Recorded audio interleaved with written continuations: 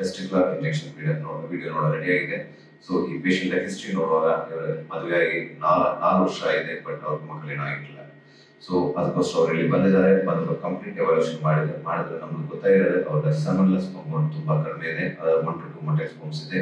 So ಅದರ reason ಅವರ testicular function ತುಂಬಾ ಕಡಿಮೆ ಇದೆ. ಸೊ ಇವತ್ತೇ ಈ ಇಂಜೆಕ್ಷನ್ ಮಾಡ್ತಾ ಇದೆ. ಸೊ ಇದರಿಂದ ಪರ್ಪಸ್ ಅವರ ಟೆಸ್ಟಿಕ್ಯುಲರ್ ಫಂಕ್ಷನ್ ಸ್ವಲ್ಪ ಸ್ಟಿಮ್ಯುಲೇಟ್ ಮಾಡೋದಕ್ಕೋಸ್ಕರ. ಸೊ ಇವರು ಚೆನ್ನಾಗಿ ರಿಸಲ್ಟ್ ಅವರ ವಿಚಾರಕ್ಕೆ. ಸೊ ಯಾವ ತರ ರಿಸಲ್ಟ್ ಅಂತಂದ ನೋಡ್ಬೋದು.